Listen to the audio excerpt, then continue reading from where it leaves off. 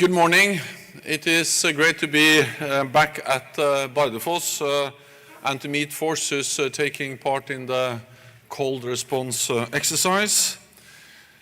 A week ago, 4 US Marines lost their lives in a tragic plane crash. Let me start by expressing my deepest condolences to their families and loved ones, and to all their fellow soldiers who stand together to defend NATO territory. I want to thank Norway for leading this important exercise. Cold response shows NATO unity and strength in action. There are 30,000 personnel from 27 different nations participating, including NATO's closest partners, Finland and Sweden. We have deployed 220 aircraft, including 50 fighter jets, and more than 50 ships, including 2 aircraft carrier groups from the United Kingdom and Italy. Russia's war against Ukraine is a watershed moment.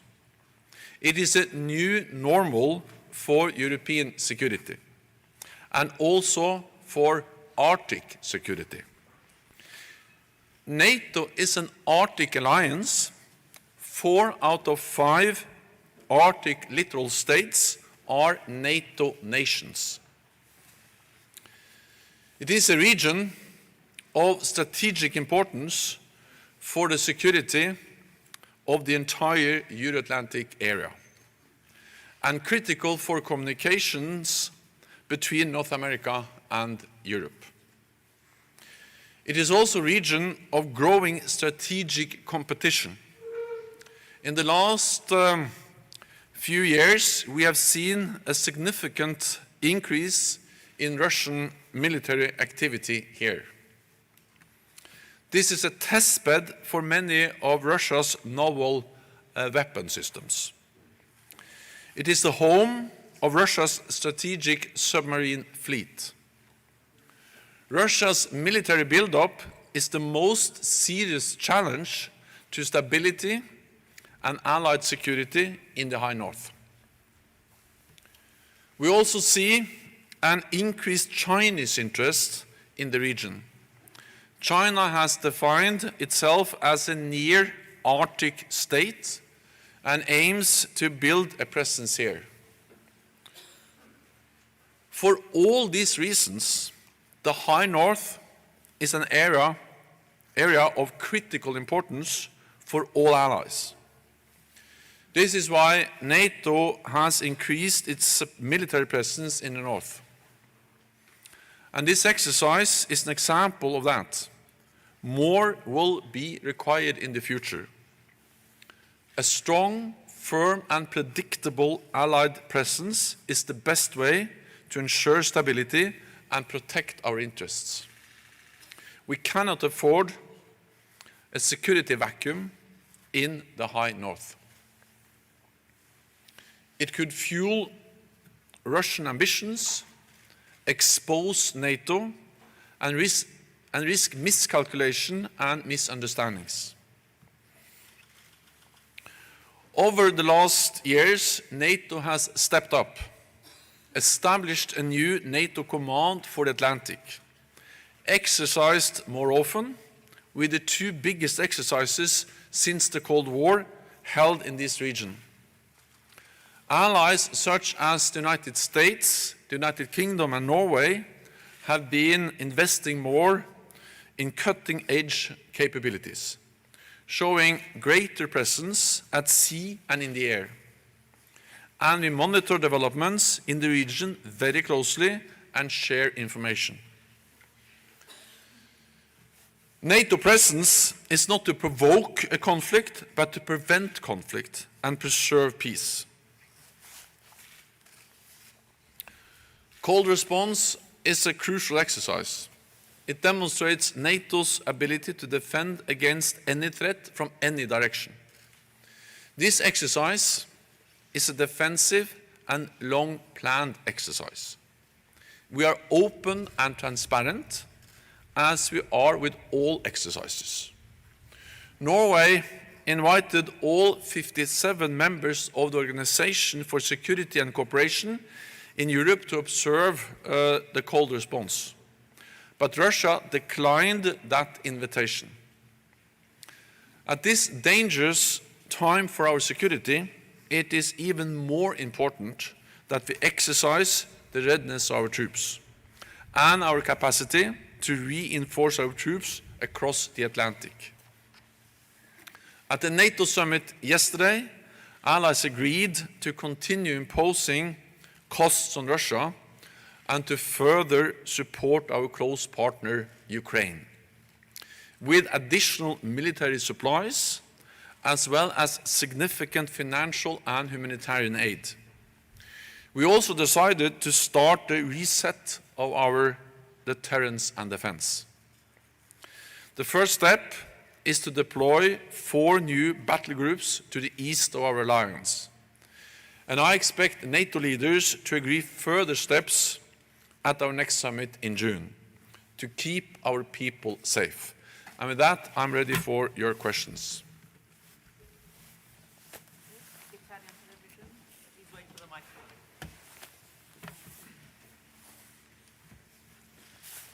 Riccardo Porcu, Italian TV, TG3, nice to meet you. So first of all,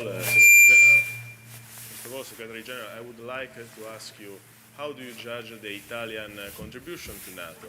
And then what can happen in case Russia will use in this conflict, in this war, nuclear or chemical weapons? Thank you. Italy is a highly valued NATO ally, and Italy is a founding member of our alliance, and Italy contributes in many different ways to our shared security with maritime capabilities, with your presence in Kosovo, in Iraq, but not least your contributions to our enhanced forward presence in the Baltic region.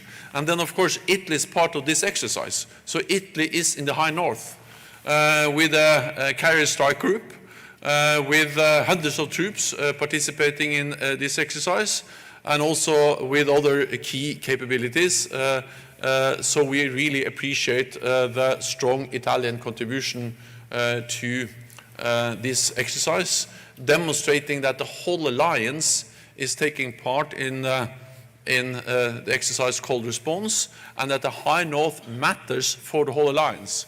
Italy in the south of the alliance contributes to the security in the north of the alliance, because the high north matters also for Italy as it matters for all allies. Any use of chemical weapons or nuclear weapons will totally change the nature of the war in Ukraine. It will be absolutely unacceptable, and it will be a blatant violation of international law. And therefore, allies have also clearly stated that Russia should not use chemical, biological, or, of course, nuclear weapons. And it highlights also the importance of ending this senseless war. It is a dangerous war, it's a horrific war, and it is important to end it as soon as possible. And that's the reason why NATO allies put pressure on Russia with unprecedented sanctions, and why we support Ukraine, and why we also make sure that we do all we can to prevent any escalation of the conflict beyond Ukraine by increasing our military presence in the eastern part of the alliance. We go to the gentleman in the third row. Thank you, Mr. Secretary General. Martin Legland here from VG.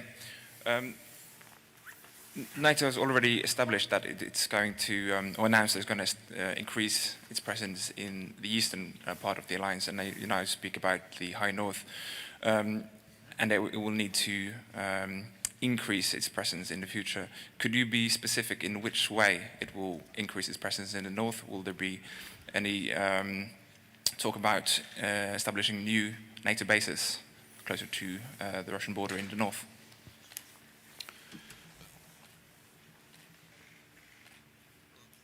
NATO is an Arctic alliance because we are in the Arctic. 4 out of 5 littoral states to the Arctic Sea, to the Polar Sea, are NATO states. Canada, the United States, Denmark, and Norway. And of course, we have presence on our territory with our own national forces and also forces from other NATO allied countries. That's the case for all NATO allies because we are in the north. Then we have increased our presence in the air and at sea, and there we see that different allies participate in different types of missions, surveillance, monitoring, and also showing presence in the high north. What we did at the summit yesterday was to task our military commanders to put forward proposals so allied leaders can make decisions in June.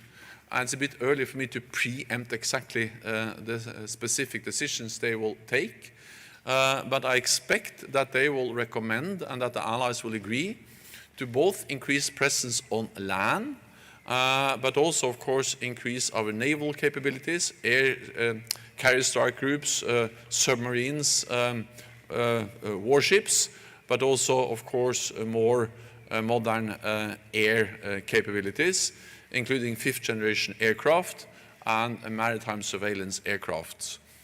These are capabilities which allies already invest in, but I see a need to escalate, to do more, and to do more together.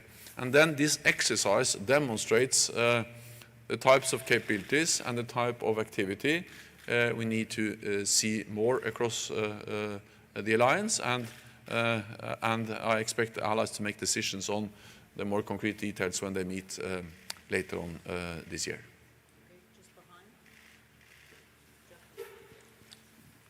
Hello, Fredrik Moen Gabrielsen from NTB. I just wanted to know your thoughts about how, specifically, how has the situation in Ukraine affected this exercise here in the north? And also, if you can say something about, you mentioned that Russia has declined to be an observer. How problematic is that at this point? This exercise is long planned, but it has become even more important after the Russian invasion of Ukraine, because it demonstrates the need for allies to stand together. It demonstrates the need to every day provide credible deterrence and defense, not to provoke a conflict, but to prevent the conflict. As long as there is no room for misunderstanding in Moscow about NATO allies' readiness to protect and defend every inch of NATO territory, then there will be no attack, there will be no war, there will be no conflict. So the purpose of deterrence is to prevent war, preserve peace. But then the deterrence has to be credible, and to ensure that our deterrence is credible, we need exercises like cold response, demonstrating that capability to protect and defend, demonstrate the capability to reinforce quickly if needed, and demonstrate the unity of NATO allies across the alliance, including working with two highly valued partners, Finland and Sweden. And that's exactly what this exercise does. And therefore, cold response is an important exercise, not least in the light of the meaningless and senseless Russian attack on Ukraine. The second question was about... Yeah, well, NATO, for us it is important, especially now when we see increased tensions, more military activities, to prevent incidents, accidents, miscalculations, and if incidents or accidents happen, at least to ensure that they don't spiral out of control and create really dangerous situations. And that's the reason why NATO so strongly supports the agreements we have, including something called the Vienna document, which is an agreement among all the nations in Europe on transparency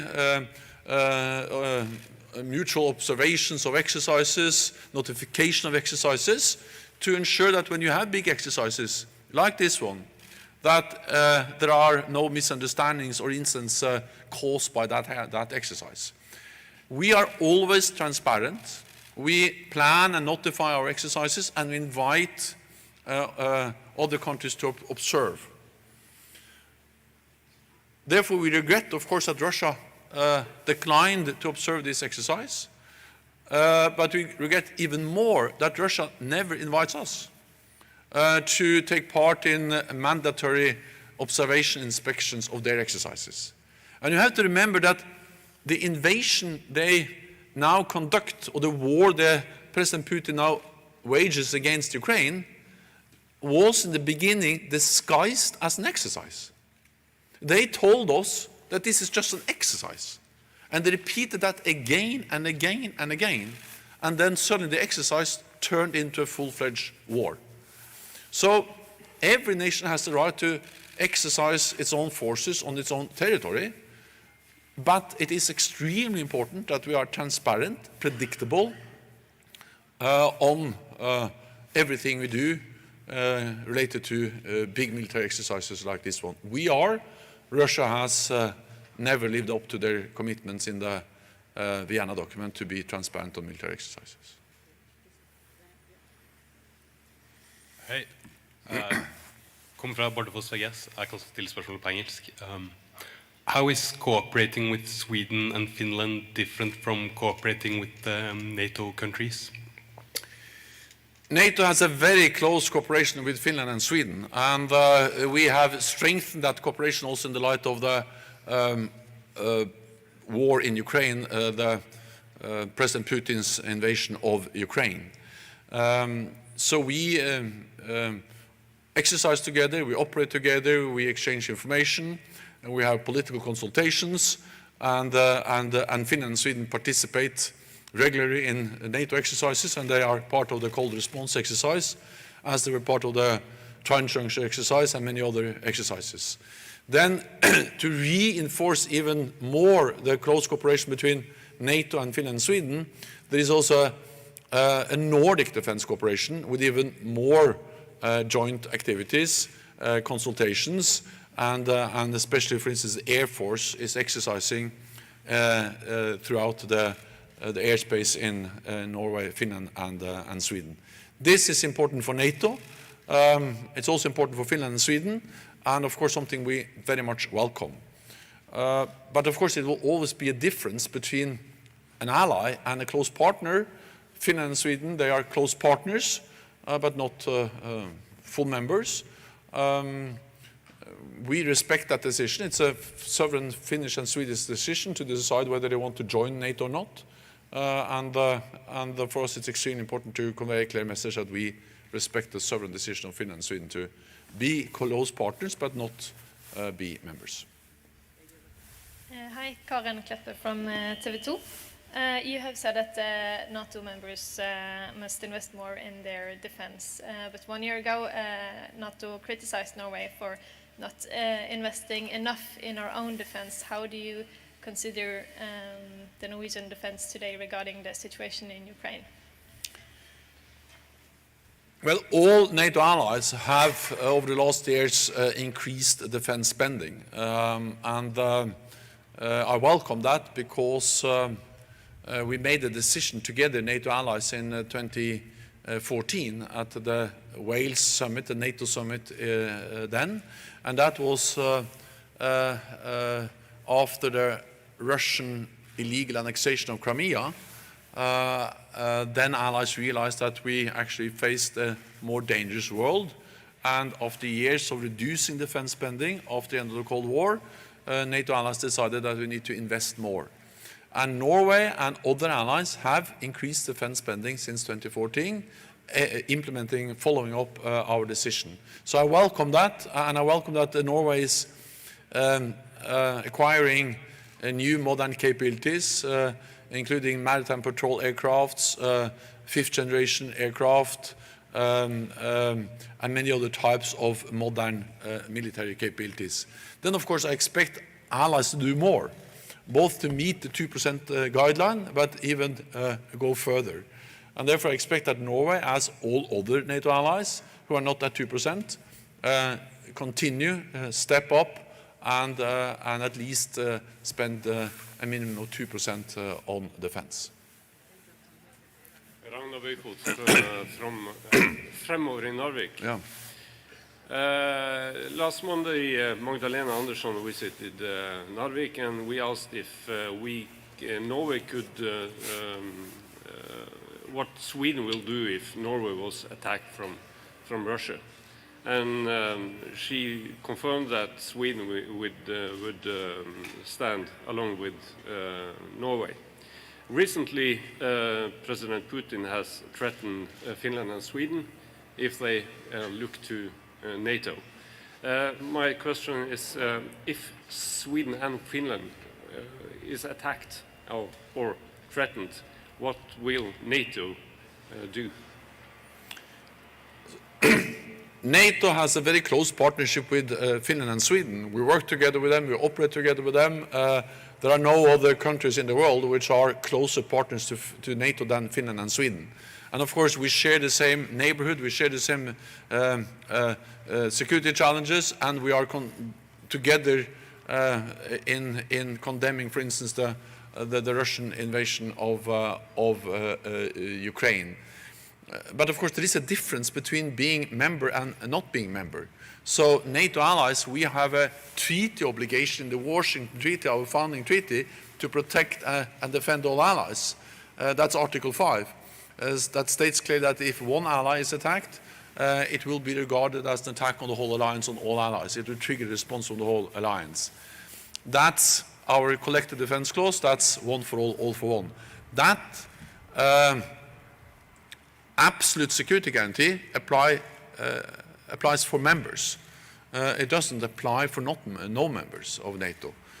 So therefore I think what I can say is that Sweden and Finland are close partners. Their security of course matters for us, but the absolute security guarantees that we provide for NATO allies are only for NATO allies.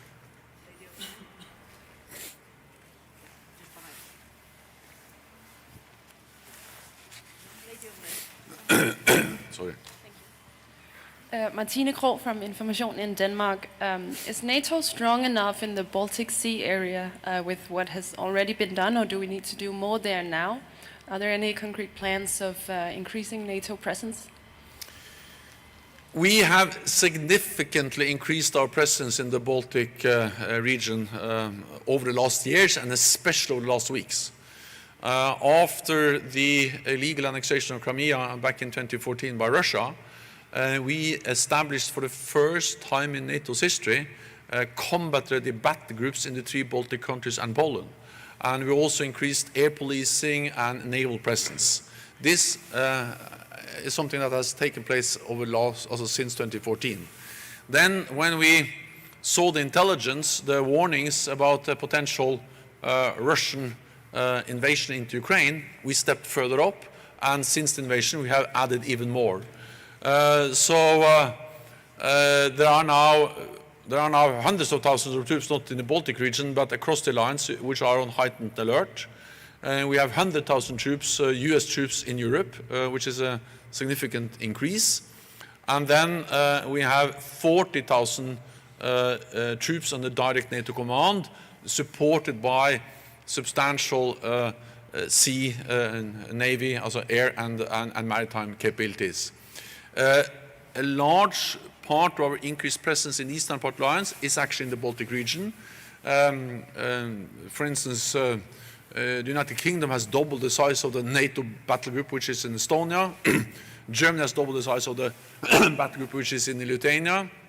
And we also have a significant increase of our presence in Latvia and more maritime presence. So, and then we have the ability to reinforce because we have more forces on high readiness. So we have already done a lot in that region, partly as a long-term response to what happened in 2014, and partly as an imminent response to the invasion of Ukraine. We have enough forces now to be able to protect and defend all allies, but we will, of course, always assess the need to further reinforce.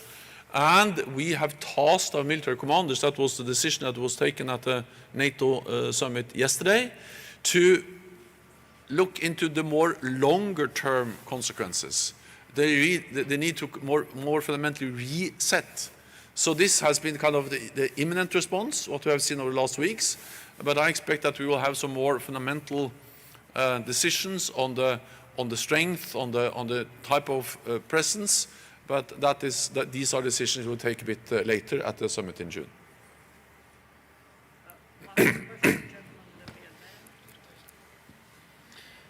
Thank you. Torbjørn Kosmo from Nye Troms. How do you think the effects of the war in Ukraine will look forward, and do you think these effects will affect the northern areas and more specifically the defense of Norway?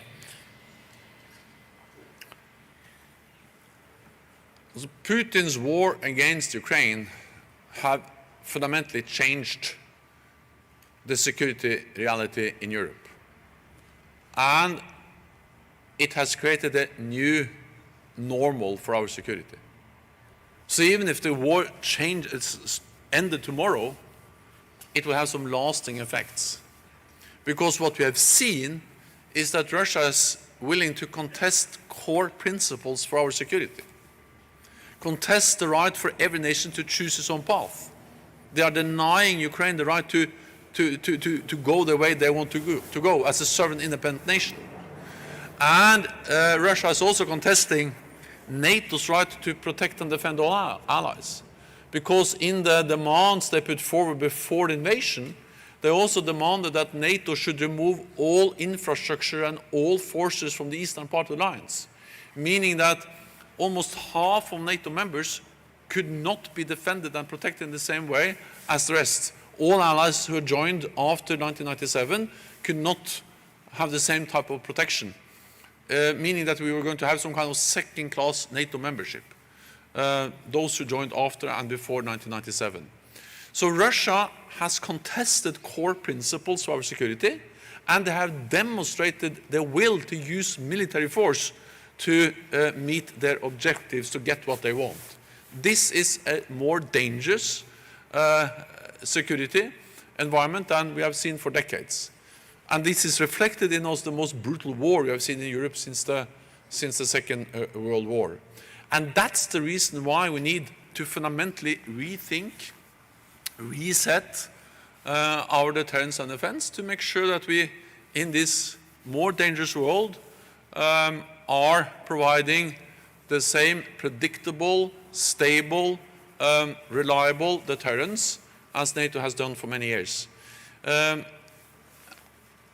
We have started that process. Exactly what the conclusions will be, well, that will be for allies to decide later on. We have taken a lot of imminent steps, and then we need to continue the adaptation of NATO. NATO is the most successful alliance in history because we have been able to stand united and change when the world is changing. Now the world is changing, so therefore NATO has to change again. Yeah, I think that was... Then you had one more? Or? No, that was it. Yeah, okay. I think that was it. Thank you so much.